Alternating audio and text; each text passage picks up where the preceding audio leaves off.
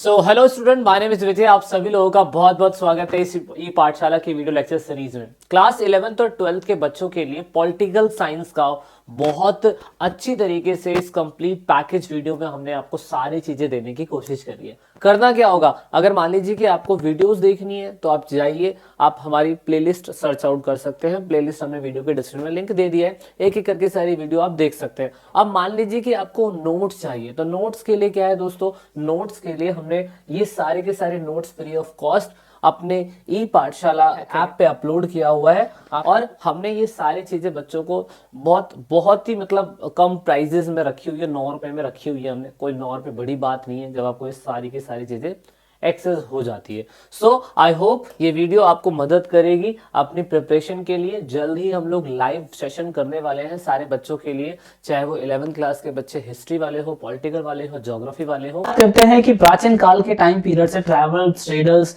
बहुत सारे पुजारी, व्यापारी एक प्लेस से दूसरे प्लेस पे नॉलेज, अपॉर्चुनिटी, स्पिरिचुअल फुलफिलमेंट और साथ में प्रिजर्वेशन के लिए एक प्लेस से दूसरे प्लेस पे जाते थे। वो चाहते थे कि गुड्स, मनी, पैसा, ये सारी चीजें तो मिले ही मिले, लेकिन साथ में इनोवेशन से रिलेटेड और उसके बाद जर्म से रिलेटेड, डिजीज से रिलेटेड सारी चीजें एक प्लेस से दूसरे प्लेस में ट्रांसफर कर लिया करते थे। इसका प्रूफ हमें आज से नहीं, इंडस वैली सिविलाइजेशन और मेसोपोटामिया के ट्रेड से संबंधित लगभग 2500 बीसी के टाइम पीरियड में मिला था। लेकिन हर ट्रेड के अंदर ट्रांसपोर्ट जो है वो एक इंपॉर्टेंट रोल निभाता है। ट्रांसपोर्ट की वजह से, यानी कि परिवहन की वजह से हम एक प्लेस से दूसरे प्लेस पे लोगों को बहुत जल्दी सामान पहुंचा पाते हैं, क्योंकि लोग तो पहले पैदल ही जाते थे, पहिए का आविष्कार तो हो नहीं पाया था। लेकिन धीरे धीरे जैसे जैसे रोड बिल्डअप होते चले गए, लोग पानी के थ्रू तो बाद में गए, लेकिन पहले रोड के थ्रू जाने लग गए। तो इसीलिए मैं कह सकता हूं कि ट्रांसपोर्ट जो होता है ना, किसी भी बिजनेस को बढ़ाने के लिए ट्रांसपोर्ट ने बड़े बड़े बल्कि गुड्स को एक प्लेस से दूसरे प्लेस से शिफ्ट करना बहुत बड़ी मात्रा में चालू कर दिया। क्योंकि पहले आप घोड़े, गाय, खच्चर, जिन भी चीजों से आप सामान लेके जाते थे, आप हैवी बल्कि गुड्स लेके नहीं जा सकते थे, है ना। ट्रांसपोर्ट की वजह से क्या हुआ, बहुत सारी चीजें बहुत जल्दी दूसरे प्लेसेस पे जाने लगी। जब पानी का ट्रांसपोर्ट स्टार्ट हुआ तो ऑफकोर्स फिर पानी के थ्रू हमने एक कॉन्टिनेंट से दूसरे कॉन्टिनेंट से सामान को लाना और ले जाना चालू कर दिया। तो इसीलिए ट्रांसपोर्ट का हमारे लिए ये फायदा है।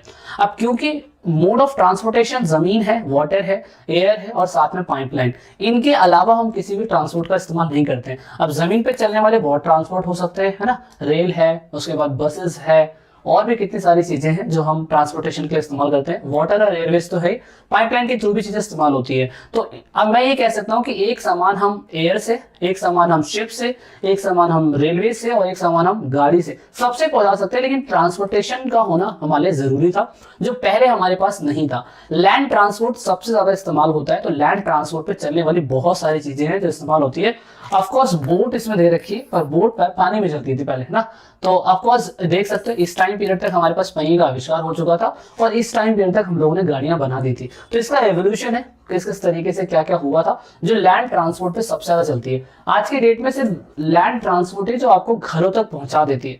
तो साइकिल हो, कार हो, बस हो, शिप हो, या मोटर गाड़ी हो, या घोड़े पे चलने वाला कोई हो, कुछ भी हो, लैंड ट्रांसपोर्ट सबसे ज्यादा इस्तेमाल होता है। तो लैंड ट्रांसपोर्ट इकोनॉमिकली अच्छा है, शॉर्ट डिस्टेंस भी कवर कर लेता है, रूरल और हिली प्लेसेस पे कनेक्ट कर लेता है, चीप मीन्स ऑफ ट्रांसपोर्ट है, मेंटेनेंस में ज्यादा खर्चा तो आता है, लेकिन जितना सर्विस वो दे पाता है उसके मुकाबले में सस्ता है। ये चीज जो कंस्ट्रक्ट है वो मेंटेन के लिए बहुत आसान है। अब लैंड ट्रांसपोर्ट के अंदर ऑफकोर्स कच्ची पक्की सड़कें हमें देखने को मिलती हैं। तो कच्ची पक्की सड़कें तो है ही अलग जगह, लेकिन बस ये कि रेनी टाइम पीरियड के अंदर ये सुटेबल नहीं होती है, बस और कोई प्रॉब्लम नहीं है।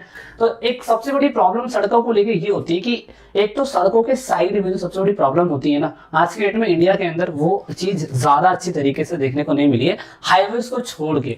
दूसरा, सिटीज के अंदर बहुत ज्यादा सड़कों पे कंजक्शन होता जा रहा है, ऑफ कोर्स ट्रैफिक की वजह से बहुत बड़ी प्रॉब्लम हमें होती है।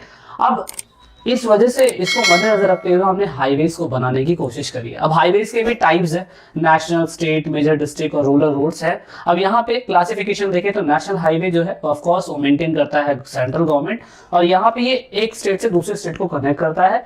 इसमें मूवमेंट जो है हम कह सकते हैं कि डिफेंस लोगों का और मिलिट्री लोगों का ज्यादा हमें देखने को मिलता है। मटेरियल भी काफी ज्यादा इसमें इस्तेमाल होता है। ऑफ कोर्स ये कैपिटल जैसे प्लेसेस को कनेक्ट करने की कोशिश करती है। दूसरा है हमारे इंडिया के अंदर गोल्डन क्वाड्रिलेटरल जो सुपर एक्सप्रेसवे हाईवे है, इसकी कुल लंबाई इतनी है, ये ऑफ कोर्स बड़े बड़े हिस्सों को कवर करता है। भारत के हिसाब से 2% सड़कों का रोड तो इन्होंने ही ले रखा है, यानी कि कोऑर्डिनेटर ने, और इसमें 40% ट्रैफिक पूरे भारत का जो है चलता है। स्टेट हाईवे की बात करें तो ऑफ कोर्स सीपीडब्ल्यू बनाता है, सीपीडब्ल्यूडी बनाता है।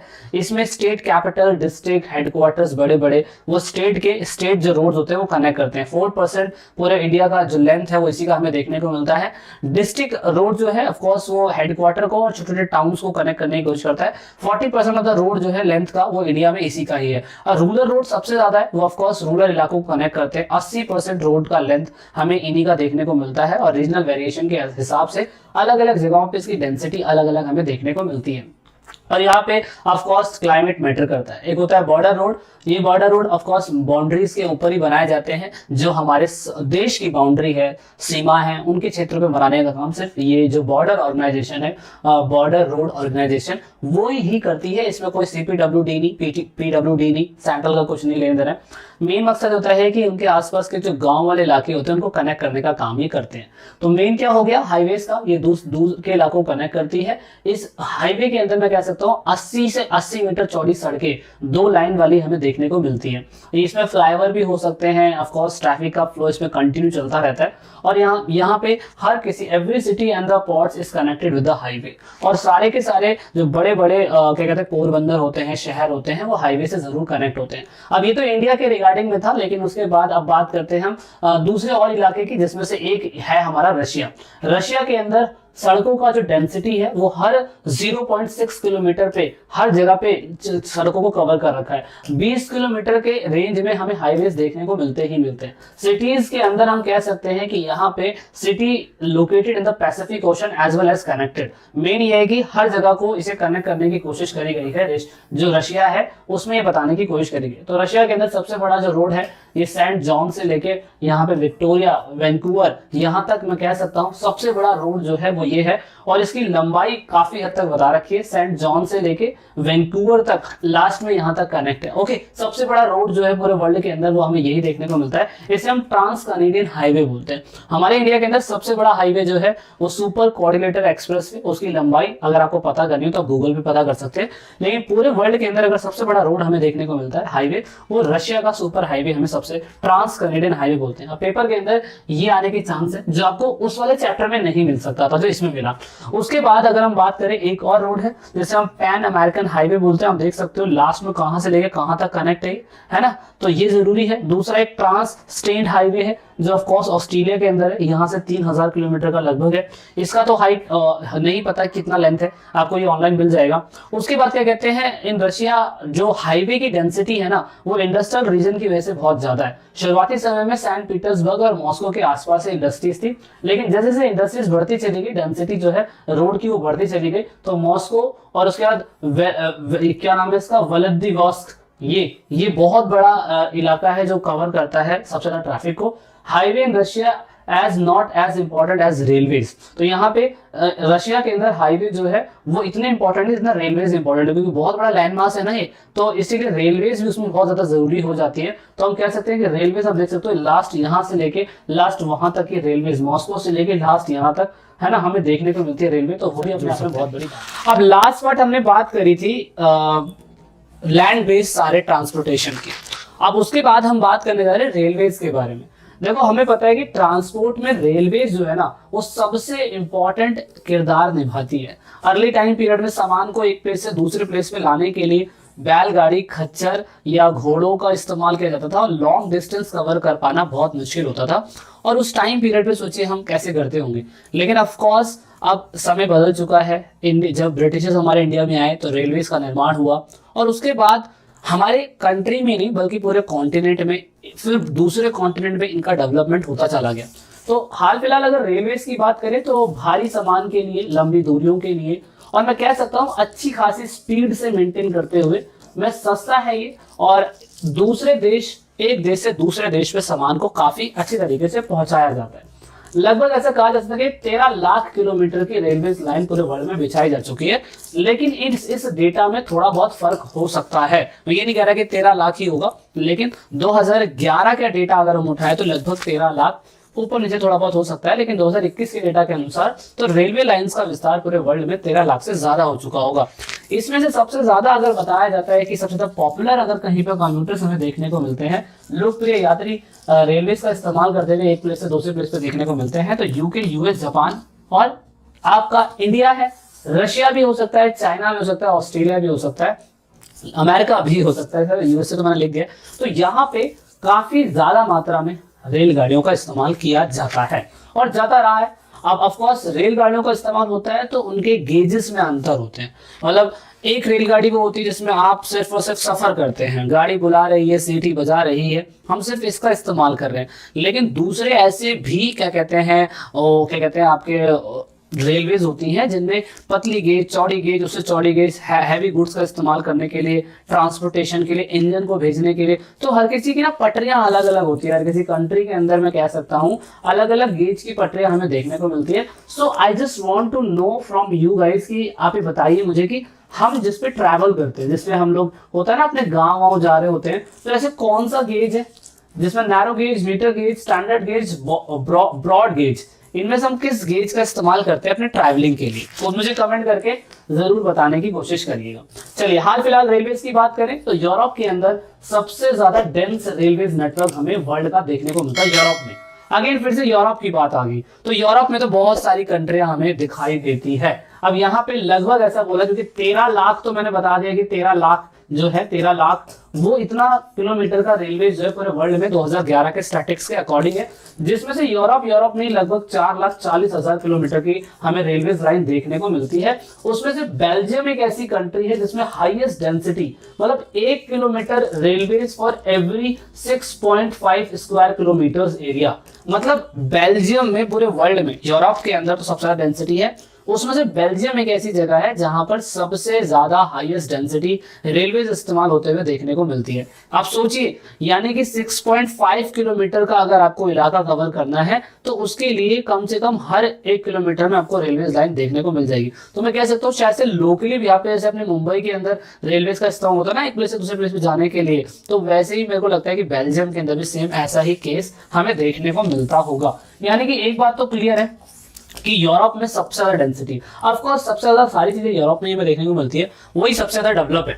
अब एक इंपॉर्टेंट चीज इसमें यह है कि अंडरग्राउंड रेलवे है। सोचिए अंडरग्राउंड रेलवे कितना ज्यादा डेवलपमेंट हो चुका है कि लंदन से पेरिस तक हमने एक अंडरग्राउंड रेलवेज बना रखी है। ये देखो, ये लंदन है, मैं यहाँ पे मैप में देख लीजिए, ये लंदन है, यहाँ से लंदन से अंडरग्राउंड रेलवेज आती है और फ्रांस में कनेक्ट होती है। तो फ्रांस में पेरिस है ऑफ कोर्स, तो यहाँ पे ये कनेक्ट होती है। और ये सोचिए इतना खतरनाक कैसे बनाया गया होगा, इसको पानी के अंदर इस्तेमाल कर रहे हैं लोग रेलवेज का।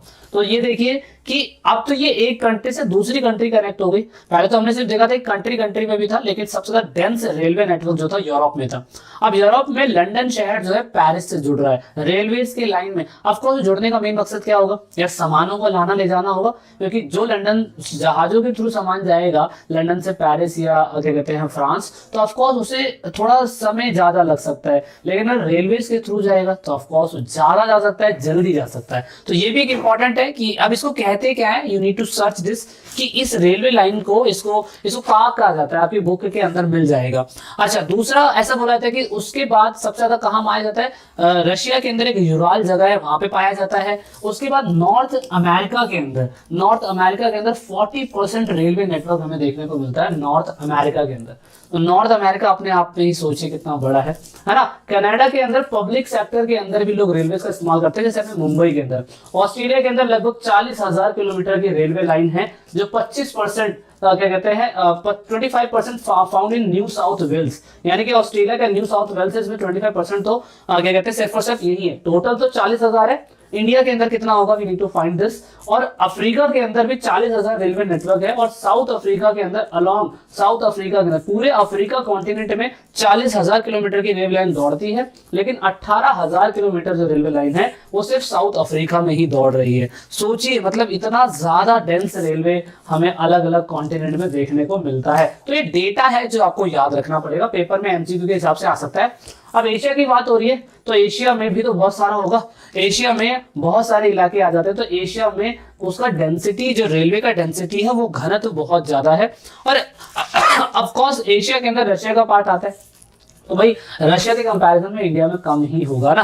तो इसीलिए अब हमें बात करनी होगी कुछ रेलवेज की जो ट्रांस कॉन्टिनेंटल रेलवे होते हैं। ट्रांस कॉन्टिनेंटल रेलवे ये होते हैं कि रन अक्रॉस द कॉन्टिनेंट, एक पूरे कॉन्टिनेंट के अंदर दौड़ते हैं वो और एक एंड से दूसरे एंड पे कनेक्ट होते हैं और सर ट्रांस कॉन्टिनेंटल रेलवेज कहते हैं। अब ये इसलिए बनाए जाते हैं ताकि इकोनॉमिक पर्पज से कोई मान लो इस छोर पे रह रहा है और कोई उस छोर पे रह रहा है, यहाँ पे जॉब ज्यादा है और लोग यहाँ से आना चाहते हैं, तो ऑफकोर्स इसके लिए इकोनॉमिक पर्पज के लिए इस्तेमाल करा गया होगा और पॉलिटिकल रीजन भी हो सकता है रेलवेज का बनाने का। हमारे इंडिया के अंदर नहीं है, लोग कन्याकुमारी क्या कहते हैं कश्मीर से लेके कन्याकुमारी तक, अटक से लेके कटक तक, अरुणाचल प्रदेश से लेके गुजरात तक हमने रेलवेज बना रखी है ताकि हम और छोर के इलाकों तक कनेक्ट हो सके। तो इसे ट्रांस कॉन्टिनेंटल रेलवेज कहते हैं। उसमें से एक ट्रांस साइबेरियन रेलवेज। अब पेपर में ना 6 क्लास के अंदर, 7th क्लास के अंदर और 11th-12th क्लास के अंदर भी आपने इसके बारे में थोड़ा बहुत पढ़ा होगा, लेकिन ट्रांस साइबेरियन रेलवे ये आपके लिए जानना जरूरी है। ट्रांस साइबेरियन रेलवे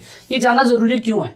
क्योंकि इसका अगर आप डेंस वो देखो ना किलोमीटर, इतनी बड़ी रेलवे लाइन है जो पूरे वर्ल्ड में इससे बड़ी रेलवे लाइन नहीं है पूरे वर्ल्ड में। वर्ल्ड की बात कर रहा हूँ कि ये सेंट पीटर्सबर्ग से कनेक्ट होगी मॉस्को जो रशिया की कैपिटल है वहां से, और लास्ट यहाँ पे आप देख सकते हो यहाँ तक कनेक्ट हो रही है। अभी कितनी है इसके बारे में डिटेल में जानते हैं। ऑफकोर्स मैंने कहा था ना कि ये जो दूसरी बुक है उसमें इतना डिटेल में नहीं है, उसमें ट्रांसपोर्ट एंड द कम्युनिकेशन बताया 10 चैप्टर में, पर इस वाले 8 चैप्टर में हमें पूरे वर्ल्ड के सिनेरियो को समझाना पड़ रहा है। तो ये देखिए आप देख सकते हैं पश्चिम में एक जगह है, इसका नाम आप देख सकते हैं व्लादिवोस्तोक और सेंट पीटर्सबर्ग ये रहा और व्लादिवोस्तोक लास्ट में ये रहा, तो ये लास्ट में। और दूसरा ये कहां से पास होती हुई जाती है, तो ऑफकोर्स ये तो नाम वाम आप देख सकते हैं। हाँ सबसे इंपॉर्टेंट बात देख लो कितने किलोमीटर की, 9,332 किलोमीटर। अब अपना जम्मू कश्मीर से लेके लास्ट में कन्याकुमारी तक भी आएंगे तो 4,000 किलोमीटर भी नहीं है हमारा, लेकिन इन्होंने 9,000 किलोमीटर की रेलवे लाइन जो है, इतनी लंबी रेलवे लाइन उन्होंने कनेक्ट कर रखी है और ये डबल ट्रैकेड है और ऊपर से इलेक्ट्रिफाइड भी है।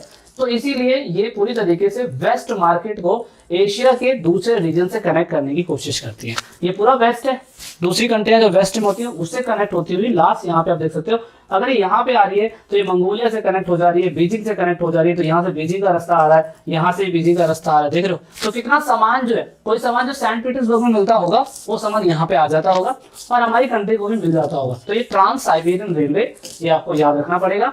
दूसरा ट्रांस कैनेडियन रेलवे, तो ट्रांस कैनेडियन रेलवे आप देख सकते हो लास्ट ईयर और यहाँ से लेके लास्ट ईयर, ये देखो ट्रांस कैनेडियन रेलवे कितना फेमस हो सकता है ये। ऑफकोर्स इसकी डेंसिटी उसके कंपैरिजन में नहीं कम ही होगी, 7,050 किलोमीटर जो हैलीफॉक्स से लेके लास्ट में वैंकूवर तक जोड़ता है। तो हैलीफॉक्स ये रहा लास्ट में, ठीक है, और ये वैंकूवर तक जा रहा है, तो ये रहा वैंकूवर। कितना है 7,050। कब बना था 1886 के अंदर। तो इसके बारे में बस ये एक ट्रेन रूट कनेक्ट करने के लिए ऑफकोर्स ये 2 लाइन होगी। अब यहाँ पे व्हीट है, उसके बाद मीट है, इंपोर्टेंट एक्सपोर्ट है। ऑफकोर्स जो यहाँ के इलाकों में नहीं मिलता होगा वो यहाँ मिलता होगा, वहां नहीं मिलता तो यहाँ मिलता होगा और एक प्लेस से दूसरे प्लेस में ले जाया जाता होगा। कुछ इनके ही नाम है जो आपको याद रखने पड़ेंगे। दूसरा है यूनियन पैसिफिक रेलवे, संघ और प्रशांत रेलवे, ये अमेरिका के अंदर है। तो ऑफकोर्स इसकी जो है ये लास्ट सैन फ्रांसिस्को से लेके लास्ट में न्यूयॉर्क कनेक्ट करता है। तो न्यूयॉर्क ये रहा, सैन फ्रांसिस्को ये रहा। तो देख लो कितना कनेक्ट कर रहा है, कितना इलाकों से गुजर रहा है। ऑफकोर्स इसकी किलोमीटर भी दे रखा है, तो मैं चाहूंगा कि आप किलोमीटर फाइंड आउट करें। ऑफकोर्स ये इंपॉर्टेंट एक्सपोर्ट है आयरन ओर के लिए, ग्रेन के लिए, पेपर, केमिकल और मशीनरी चीजों के लिए। तो अमेरिका में सबसे बड़ा रेलवे जो है, रेलवे लाइन, वो हमें ये देखने को मिलता है यूनियन एंड पैसिफिक रेलवे। बहुत इंपॉर्टेंट है, यूपीएससी के एग्जाम तक के लिए इंपॉर्टेंट है, ये बहुत ज्यादा जरूरी है। उसके बाद ऑस्ट्रेलिया है, इसे ऑस्ट्रेलियन ट्रांस कॉन्टिनेंटल रेलवे बोलते हैं। और ये जो है ये कितना किलोमीटर है ये भी नहीं बता रहे, लेकिन ये ऑस्ट्रेलिया के वेस्ट से लेके ईस्ट पास तक कनेक्ट होता है। ये पार्थ से लेके वेस्ट कोस्ट तक कनेक्ट होता है। सिडनी दिख रहा है ना, सिडनी है, सिडनी से कनेक्ट हो रहा है। तो यहाँ पे सिडनी से लेके लास्ट पार्थ तक कनेक्ट हो रहा है। ऑफकोर्स ये कहाँ से गुजरता है वो आप देख सकते हो, लेकिन इसकी एक दिक्कत है कि इसका किलोमीटर भी नहीं हमें पता है। हमें रशिया का पता है कि 9,332 किलोमीटर है। और दूसरा, आप इन सभी का फाइंड आउट करके मुझे कमेंट करके जरूर बताइएगा। बुक में नहीं भी लिखा है तो भी आप ढूंढिए, बुक में अगर नहीं लिखा है तो भी आप ढूंढिए, बहुत ज्यादा आपके लिए जरूरी हो सकता है। अब ये ओरिएंटलिस्ट एक्सप्रेस क्या होता है? ओरिएंटल एक्सप्रेस ये होता है कि ऐसी रेलवे लाइन, देखो हमें लंदन से पेरिस तो पता है, एक रेलवे लाइन जो कनेक्ट हो रखी है, ये अंडरग्राउंड है, वो कनेक्ट कर दिया हम लोगों ने। लेकिन यहां से ना फिर ये एक कंट्री से नहीं दूसरी कंट्री को भी कनेक्ट कर रही है। सोचिए लास्ट अगर हम देखें तो लास्ट इस्तांबुल तक यहाँ तक कनेक्ट हो रही है, लास्ट इस्तांबुल तक, और यहाँ तक कनेक्ट हो रही है, इसे बोलते हैं ओरिएंटल एक्सप्रेस। अब यहाँ पे अगर आप देखें तो पेरिस से, लास्ट पेरिस से चलती हुई ट्रेन और इस्तांबुल तक जाती है, तो ऑफकोर्स जो पेरिस में सामान मिल रहा है वो सभी कंट्रियों को ट्रैवल होते होते होते होते जाता होगा और मिलता होगा। इसमें कम से कम 10 दिन का सफर लगता है और 96 आवर्स लगते हैं, और काफी ट्रैवल को ये कम कर देता है। लंदन में अगर कोई सामान आ रहा है जहाज के थ्रू भेजोगे, शिप में आते आते कितना टाइम लग जाएगा, लेकिन रेलवेज लाइन में उतना टाइम नहीं लगता है। अब यहाँ पे ये है कि चीज और उसके बाद bacon, oats, wine, fruits, machinery और पता नहीं एक्स्ट्रा क्या क्या चीजें जो होती होंगी वो आती जाती रहती होंगी। हमारा मेन मकसद ये है कि अगर हम इस्तांबुल से रेलवे लाइन कनेक्ट कर दे बैंकॉक, बैंकॉक कनेक्ट कर दे Iran, Pakistan, India, Bangladesh, Myanmar, तो सोचिए कितना ज्यादा हमारे लिए फायदा हो जाएगा, है ना। तो ओरिएंटल एक्सप्रेस होपफुली जल्दी जुड़े हमारे साथ, ठीक है, क्योंकि transport and the communication based chapter है। तो हमने अभी तक लैंड बेस्ड, उसके बाद एयर बेस्ड, नाउ हम बात कर रहे हैं वाटर बेस्ड ट्रांसपोर्टेशन के बारे में। अब क्योंकि ये सिनेरियो पूरी तरीके से हमने 10th चैप्टर में पहले से ही पढ़ लिया था, लेकिन अब 8th चैप्टर में हम इसको वर्ल्ड के लेवल से कनेक्ट करने की कोशिश कर रहे हैं। तो ऑफ कोर्स ट्रांसपोर्टेशन जो होता है, वाटर ट्रांसपोर्टेशन सबसे सस्ता है। सबसे सस्ता इसी वजह से है क्योंकि यहाँ पर हम बहुत हैवी और बल्कि गुड्स जो होते हैं, बड़े बड़े कार्गोज के थ्रू, शिपमेंट के थ्रू हम बहुत बड़ी मात्रा में एक कॉन्टिनेंट से दूसरे कॉन्टिनेंट में कनेक्ट कर लेते हैं। जब हड़प्पा सभ्यता लोग ट्रेड करते थे, इंडस वैली सिविलाइजेशन आपस में ट्रेड करती थी, तो ड्यूरिंग दिस टाइम पीरियड हमें पता था कि लोग अपने जहाजों के थ्रू, पानी के जहाजों के थ्रू ये लोग सामान को लाया और ले जाया करते थे। ओल्डेस्ट मीन्स ऑफ ट्रांसपोर्टेशन में मैं वाटर ट्रांसपोर्ट बोलूंगा, जो सबसे सस्ता था, क्योंकि नदियों को बनाते समय ऑफ कोर्स उसमें कोई मेंटेनेंस का खर्चा नहीं है, कोई लाइट की जरूरत नहीं है, कोई ट्रैफिक कंजक्शन की जरूरत नहीं है, कुछ मतलब किसी भी चीज की जरूरत नहीं होती है। सो दैट इज सबसे सस्ता माना जाता है। कोई घर्षण नहीं होता है। ऑफ कोर्स जब शिप स्टार्ट होती है तो ऐसा तो नहीं कि जैसे टायर चलते हैं तो उसमें फ्रिक्शन होता है ना, रोड की मेंटेनेंस पे खर्चा होता है, लेकिन इसमें कोई दिक्कत ही नहीं है। और दूसरा, लीस्ट कंजम्पशन ऑफ फ्यूल। अब मान लीजिए कि आप ट्रैफिक लाइट के अंदर अगर अपनी गाड़ी चला रहे हैं तो आप ब्रेक मारेंगे, ब्रेक मारने के बाद फ्यूल का कंजम्पशन होगा ना, उसमें फ्यूल का कंजम्पशन होगा अगर उसमें, सो ऑफ कोर्स इसके अंदर नहीं होता। आपने एक बार चौथे गियर पे गाड़ी लगाई, इट मींस शिप को अगर आपने जो भी गियर में लगता है वो लगाया, तो उसके बाद आपको कहीं रुकने की जरूरत नहीं होती है ना। तो इसीलिए इसमें फ्यूल भी ठीक ठाक कम लगता है, और इसमें ऑफ कोर्स रोड के कंस्ट्रक्शन पे कोई काम नहीं होता है। Various type of ships can travel. ऐसा नहीं है कि भाई ऐसा होता है ना, इस रोड पे इतने हैवी अलाउड नहीं है ट्रक, या इतने पे ऐसा ही चल पाएगा, कहीं कहीं रोड पे आपने बैनर सुने होंगे, बट इसके अंदर ऐसा कुछ नहीं होता है। कैसा भी आप शिप जो है वो ट्रैवल कर सकते हो पानी के थ्रू में। पूरे वर्ल्ड में सी रूट्स आप देख सकते हो कहाँ से लेके कहाँ तक कनेक्ट है, एक जगह से ही कनेक्ट नहीं है, पूरा वर्ल्ड सी रूट्स के कंपैरिजन में आपस में एक दूसरे से कनेक्ट हो रखा है। अब यहाँ पे हमें ये जानना है कि सी जो वाटर ट्रांसपोर्टेशन है वो एक कॉन्टिनेंट को दूसरे कॉन्टिनेंट से जोड़ने की कोशिश करते हैं। ऑफ कोर्स लॉन्ग डिस्टेंस हम कवर कर लेते हैं, स्मूथ ट्रैवलिंग होती है, सबसे सस्ती ट्रैवलिंग होती है। आप देख सकते हो कि कोई भी बंदा शिप से अगर आ रहा है तो वो बहुत ही दूर से अपने नेविगेशन की मदद से देख लेता है कि कहाँ पे कौन सा शिप जो है वो ट्रैवल कर रहा है। तो मेंटेनेंस कॉस्ट तो खत्म हो गई है ना, क्योंकि रोड बनते नहीं है। अब मेन बात ये है कि अगर कोई सामान बहुत दूरी से लाया जा रहा है, बहुत दूरी से लाया जा रहा है, तो समय के साथ साथ रेफ्रिजरेटर जो चैम्बर्स होते हैं वो जो बन गए हैं चैम्बर्स, उसके अंदर इनके अंदर चैम्बर्स बन गए, इसकी वजह से बहुत लॉन्ग दूरी से कोई सामान ले जाया जाता है। तो जैसे चीज हो गया या मीट हो गया, दूध हो गया, सो ऑफ कोर्स वो खराब नहीं होता है। पहले रेफ्रिजरेटर जैसी फैसिलिटीज नहीं थी, लेकिन बाद में हो गई। अब पूरे वर्ल्ड के अंदर कुछ इंपॉर्टेंट सी रूट्स हम देखने की कोशिश करेंगे। सबसे पहले northern Atlantic sea routes. Northern Atlantic sea routes आप देख सकते हो, नॉर्थ अमेरिका, ये वेस्ट अफ्रीका और ये यूरोप। ऑफ कोर्स ये इंडस्ट्रियल डेवलप्ड कंट्री के आसपास हमें देखने को मिलते हैं। तो इंडस्ट्रियल डेवलप्ड कंट्री आप देख सकते हैं कि नॉर्थ अमेरिका पूरा है, यूरोप पूरा है, और आपको यूरोप के अंदर हमारा ये ब्रिटेन, यूके ये कनेक्ट कर रहा है ना। तो इसमें highest state is taking place on this route. सबसे हाईएस्ट स्टेट जो है यहाँ हमें देखने को मिलता है, and this is called the big trunk road. तो ये चीज पेपर के अंदर 1 मार्क्स के क्वेश्चन में आ सकती है, 1 मार्क्स से क्वेश्चन में आ सकती है कि बिग ट्रंक रोड जो है किसे कहा जाता है, ठीक है। तो ये चीज आप जरूर याद रखिएगा। अब उसके बाद अगर कोई इलाका कनेक्ट होता है तो वो मेडिटेरियन सी।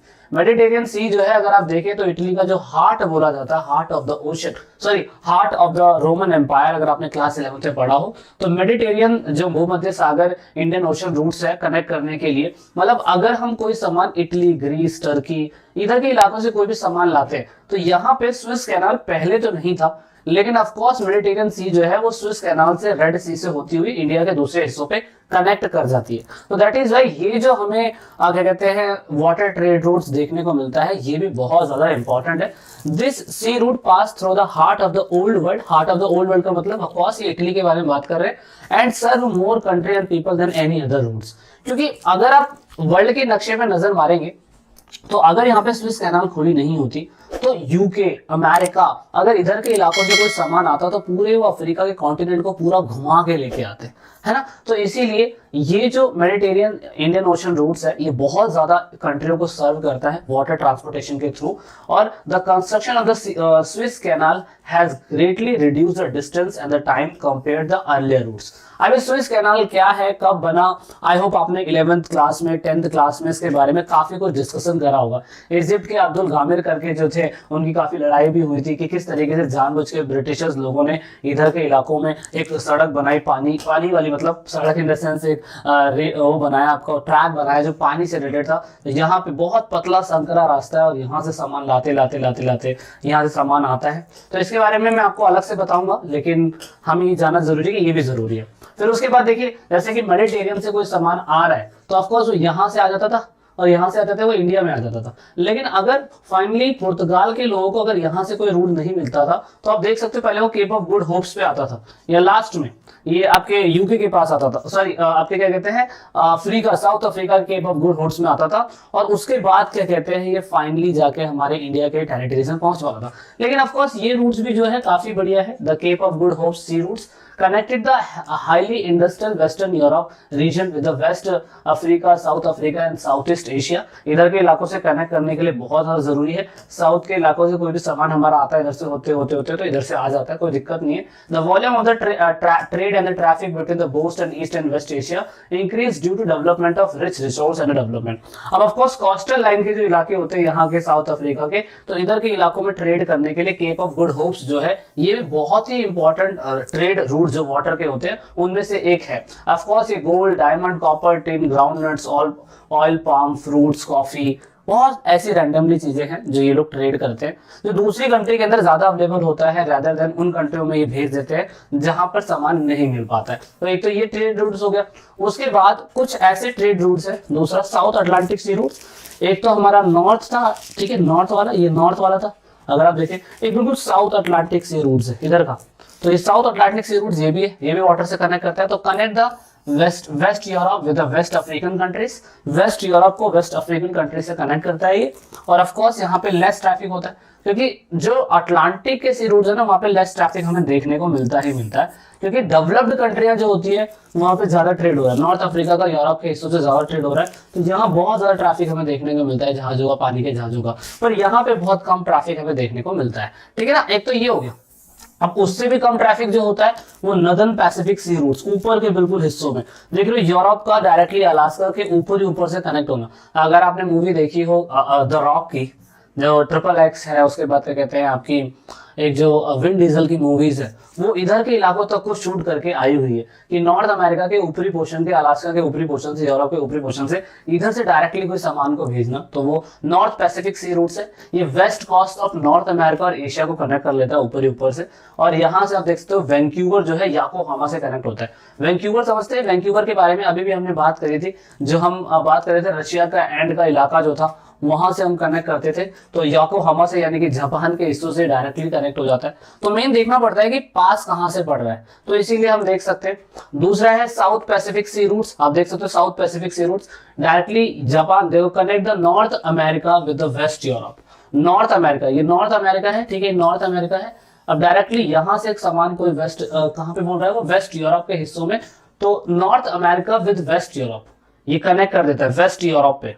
तो वेस्ट यूरोप कौन सा हिस्सा आ गया इसमें, तो खैर इसमें एग्जांपल से सेट नहीं हो रहा है। हाँ, मेन बात ये है कि ये ऑस्ट्रेलिया और न्यूजीलैंड से कनेक्ट हो जाता है। ये रहा ऑस्ट्रेलिया ये रहा, न्यूजीलैंड ये रहा, यहाँ से कनेक्ट हो जाता है, तो ये भी बहुत इंपॉर्टेंट है। Connect the scatters island of Pacific ocean. Scatters island मतलब ये छोटे आइसलैंड, हवाई देख सकते हो, है ना, ये सारे, ये जितने भी हैं ये सारे इन इलाके जी इनसे कनेक्ट हो जाते हैं, है ना। तो ये बहुत बड़ी बात है कि इन इलाकों पे तो सामान जाना होता है। मेन बात है कि 12,000 किलोमीटर का डिस्टेंस है। अब यहाँ पे पनामा से सिडनी का, है ना, जैसे कि हम देखो पनामा ये रहा हमारे पास, ये रहा पनामा, और सिडनी लास्ट ऑस्ट्रेलिया के इधर पड़ता है। तो ये 12,000 किलोमीटर का डिस्टेंस जो है ये हमें कनेक्ट कर देता है।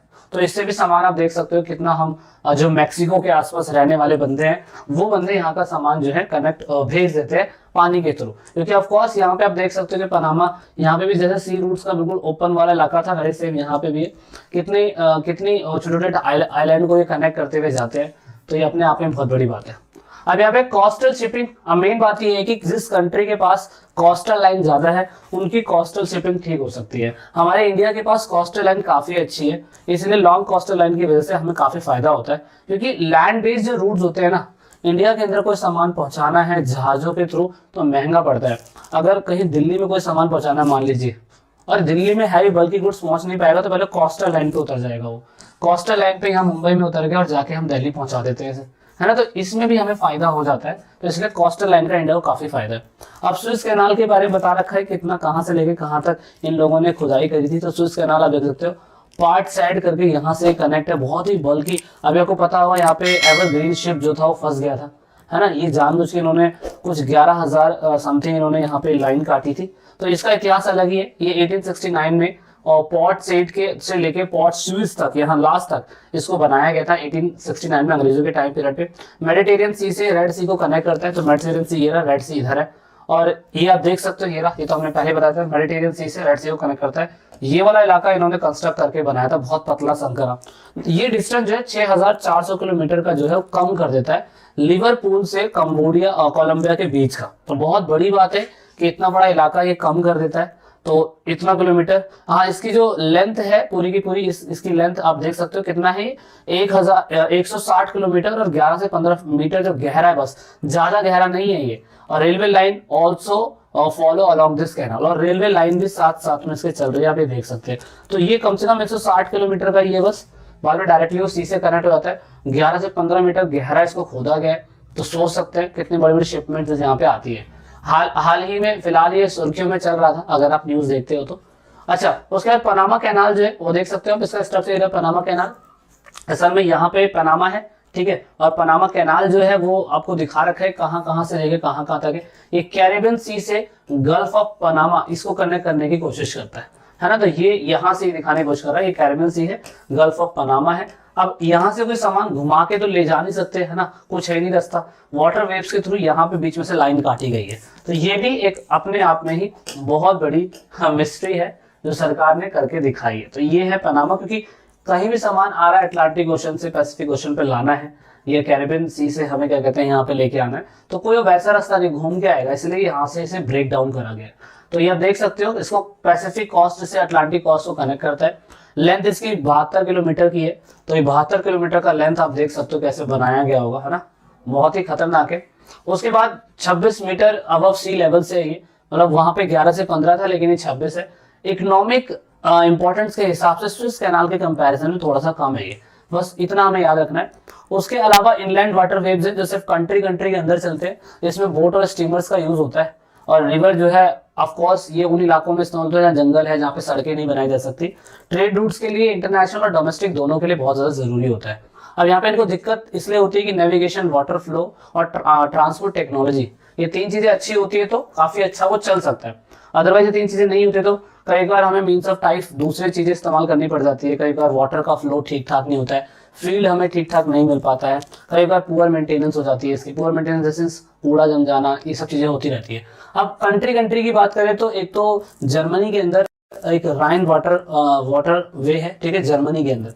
मेन जर्मनी में देख सकते हो कंट्री लास्ट नीदरलैंड से स्विट्जरलैंड को कनेक्ट कर रही है। ये सिर्फ कंट्री के अंदर चलती है। जो हमने अभी पढ़ा वो हमने पढ़ा कि एक कॉन्टिनेंट को दूसरे कॉन्टिनेंट से जोड़ती है, पूरे जर्मनी से नीदरलैंड के इसमें फ्लो करती है। कम से कम 700 किलोमीटर की है। ऑफकोर्स कोल्ड फील्ड और इंडस्ट्रियल रीजन को कवर कर रही है। और यहाँ पे हैवली इनलैंड जो है ट्रैफिक पूरे एक कंट्री में नहीं बहुत सारे कंट्री को सर्व कर रहा है, तो अपने आप में ही बहुत बड़ी बात है। और पेपर के कंपैरिजन में अब देख सकते हो नीदरलैंड से स्विट्जरलैंड को जोड़ रहा है, तो इस मैप में आप नीदरलैंड देख सकते हो, last Switzerland, France, Belgium, Germany, Luxembourg, इधर के सभी इलाकों में इसका ट्रेड हो रहा है, तो इन कंट्री को काफी फायदा होता है इसके कंपैरिजन में। दूसरा फिर हमारा है डाइन्यूब। डाइन्यूब अगर आप देखें तो डाइन्यूब भी बहुत, राइन के बाद डाइन्यूब जो है ब्लैक सी में आके गिर रहा है वाटर, ये तो ये बहुत इंपॉर्टेंट है कि इसके बीच में कैनाल बनाया गया था, इन राइन रिवर को डाइन्यूब से कनेक्ट करा गया था। रोमन एम्पायर की दो ही रिवर जो थी वो उसको एक क्या कहते हैं वो बनाती थी, एक कवरिंग बनाती थी, एक राइन और एक डाइन्यूब। तो डाइन्यूब आज की नहीं बहुत पुरानी है, ईस्टर्न यूरोप में काम करती है, ब्लैक सी के अंदर जाके क्या कहते हैं ये काले सागर के देशों में बहती है। ऑफकोर्स ये ब्लैक सी, तो इससे लेके इसके लिए कहाँ कहाँ तक ये बह रही है, तो देख सकते हो यहाँ पे काफी कुछ एक्सपोर्ट होता है इसी के थ्रू। एक कंट्री के अंदर दो, Poland, Czechoslovakia, Hungary, Australia, Switzerland, Italy, इधर सभी के इलाकों में इसके थ्रू बहुत कुछ इस्तेमाल होता है। दूसरा है एक है व्लोगे जलमार्ग, ये रशिया के अंदर हमें देखने को मिलता है। रशिया में भी एक है 12,000 किलोमीटर का इलाका ये कनेक्ट करता है, बहुत बड़ी बात है।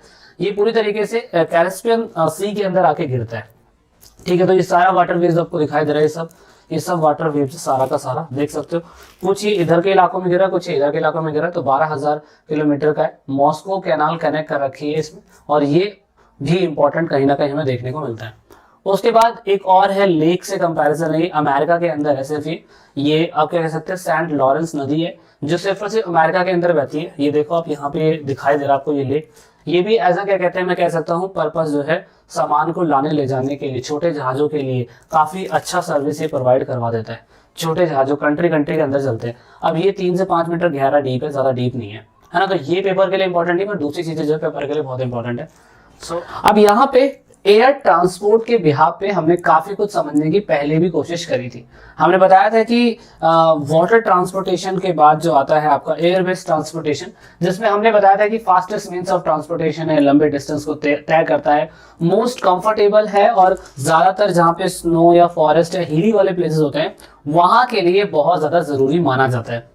जहाँ पे डिजास्टर्स आते हैं तो वहां ना तो नाव जा सकती है, ना तो जमीन के थ्रू आप सामानों को पहुंचा सकते हैं, तो वहां पे एयर बेस्ड ट्रांसपोर्टेशन सबसे ज्यादा सुटेबल हमें देखने को मिलता है। लेकिन हाँ, इसकी प्रॉब्लम बस ये है कि काफी पैसा लगता है, मेंटेनेंस पे काफी खर्चा होता है, उसके बाद जो ऑफकोर्स फ्यूल फैसिलिटीज, बहुत बड़ा स्टाफ को मेंटेन करना, ये बहुत बड़ी दिक्कत वाली बात होती है। ज्यादातर डेवलप्ड कंट्रीज जो होती है उसके अंदर ये देखने को मिलता है। डेवलपिंग कंट्री में अभी भी इसके ऊपर बहुत काम चल रहा है। ऑफ कोर्स लॉन्ग डिस्टेंस में हमें आवर्स और मिनट्स देखने पड़ते हैं, कितने आवर्स और मिनट्स में कोई भी फ्लाइट या कोई भी कमर्शियल फ्लाइट जो पहुंचती है। तो यहाँ पे पूरे वर्ल्ड के अंदर ऐसा कहा गया है कि पूरे वर्ल्ड में 250 कमर्शियल एयरलाइंस है जो स्पेशली वर्ल्ड में एक कॉन्टिनेंट से सामान को दूसरे कॉन्टिनेंट में पहुंचाने की कोशिश करती है। कमर्शियल यानी कि बोले तो वाणिज्यिक, जो स्पेशली बिजनेस से रिलेटेड सामान को लाती और ले जाती रहती है। सरकारी और प्राइवेट को मैं इसमें काउंट नहीं कर रहा हूं, लेकिन ये एयरलाइंस का नंबर कहीं ना कहीं आपकी बुक में तो 250 दे रखा है, यानी कि 250, लेकिन शायद से ये बढ़ भी गया होगा, तो कुछ कह नहीं सकते। लेकिन अगर हम बात करें इंटर कॉन्टिनेंटल एयरलाइंस, ये वो एयरलाइंस है जो सिर्फ एक ही कंट्री से दूसरी कंट्री को कनेक्ट नहीं करती है, सिर्फ कंट्री के अंदर अंदर चलने की कोशिश करती है। इसका डेंस नेटवर्क यानी कि सबसे ज्यादा एयरलाइंस का नेटवर्क यूएसए के अंदर, यूके के अंदर, फ्रांस के अंदर, और ऐसी जो डेवलप्ड कंट्री है ना उनके अंदर ही हमें देखने को मिलता है। अकेली यूएस के अंदर 60% का एयर ट्रैफिक हमें देखने को मिलता है, तो ये इंटर कॉन्टिनेंटल है, तो कंट्री के अंदर अंदर। दूसरा, अब हमें जो पता है वो पता है हमें पाइपलाइन से रिलेटेड सामान लिक्विड फॉर्म में जो जाता है, तो उसके लिए हमें गैसेस के लिए, लिक्विड चीजों के लिए हमें पाइपलाइनों की जरूरत पड़ती है। ये ऐसा क्या कहते हैं सिस्टम है जहां पे कुछ भी ब्रेक नहीं होता है, इसमें कोई पैसे की जरूरत नहीं होती है, फ्यूल की कोई जरूरत नहीं होती है, मेंटेनेंस की जरूरत पड़ती है, लेकिन वर्किंग कैपिटल इसमें कम लगता है। ये ज्यादातर माउंटेन और जमीन के अंदर से सामान को लाने ले जाने के लिए काफी यूजफुल देखने को मिलता है। यूएस का काफी अच्छा नेटवर्क पाइपलाइन को लेके, डेंस नेटवर्क हमें पाइपलाइन को देखने को मिलता है। हालांकि इराक और इंडिया की जो क्या कहते हैं पाइपलाइन सिस्टम है, जो सामान ज्यादा आता है हमारा वो इराक से आता है। तो ये आपका न्यू दिल्ली है, ये आपका क्या कहते हैं ईरान है, सॉरी ईरान बोल रहा था मैं, ईरान से कोई पाइपलाइन का सिस्टम है, आप देख सकते हो। ये पूरा हमारे इंडिया के अंदर आ रहा है, मुल्तान लास्ट है, मुल्तान से न्यू दिल्ली कनेक्ट होता है। तो हम जो भी लिक्विड चीजें होती हैं, गैस होता है या कोई वायर्स होती हैं, वो पाइपलाइन के थ्रू हम इसे पहुंचाने की कोशिश करते हैं। ऑफ कोर्स कम्युनिकेशन, हमें पता था शुरुआती समय में हम राइटिंग को प्रिजर्व करके नहीं रखते थे, संदेश के लिए कबूतरों का इस्तेमाल करते थे। लेकिन जैसे जैसे मीन्स ऑफ ट्रांसपोर्ट और कम्युनिकेशन बढ़ता चला गया तो ऑफ कोर्स कम्युनिकेशन हमारे लिए बहुत ईजी होता चला गया। कम्युनिकेशन में टेली कम्युनिकेशन बहुत इंपॉर्टेंट है, जो ऑफ कोर्स डेवलप्ड कंट्री के अंदर ज्यादा है, लेकिन मॉडर्न टेक्नोलॉजी होने की वजह से दूसरी और कंट्रियों के अंदर भी इसे देखने को हमें मिलने लग गए। दूसरी कंट्री के अंदर भी हमें ये देखने लग गए कि हाँ, कहीं ना कहीं कम्युनिकेशन स्किल बड़ा है। टेलीफोन में हम कह सकते हैं लैंडलाइन और मोबाइल फोन, उसकी तो बाढ़ आ रखी है। ऑडियो विजुअल के अंदर हम फिल्म, रेडियो, टीवी, इनके थ्रू भी हम देश विदेश की जो खबरें होती है वो एक प्लेस से दूसरे प्लेस पे हम देख लेते हैं बहुत आसानी से। उसके बाद प्रिंटेड मीडिया में न्यूज़पेपर हो गया, उसके बाद मैगजीन हो गया, तो ये भी कम्युनिकेशन का एक पार्ट है जिसमें हम देखते हैं कि किस तरीके से मास मीडिया इसका एक हिस्सा बन चुकी है। अभी हम इसमें एक और चीज जोड़ सकते हैं जो बुकों के अंदर नहीं है, वो हम जोड़ सकते हैं सोशल मीडिया। सोशल मीडिया आज की डेट में कम्युनिकेशन का एक बहुत बड़ा उदाहरण है, जिसकी वजह से हम यूट्यूब बोल सकते हैं। यूट्यूब है, इंस्टा है, फेसबुक है, व्हाट्सएप है, फेसबुक पेज है जो मेटा हो चुका है। तो ऑफ कोर्स ये सारी चीजें जो हैं एक जीता जाता एग्जांपल है सोशल मीडिया का। अब क्योंकि हमें पता है कि कम्युनिकेशन के लिए हमें आज की डेट में वायरलेस कनेक्शन की जरूरत पड़ती है, तो वायरलेस कनेक्शन इतना स्पीड में होना चाहिए जो अनब्रेकिंग हो, तो इसलिए ऑप्टिकल फाइबर आ चुका है। ऑप्टिकल फाइबर आप ऐसा कह सकते हैं कि बहुत लाइट की स्पीड पे हमें इंटरनेट देता है, सेफ है, सिक्योरिटी है इसकी, और कहीं ना कहीं ये आज की डेट में आने वाले टाइम पीरियड में सभी के लिए क्रांति हो सकती है।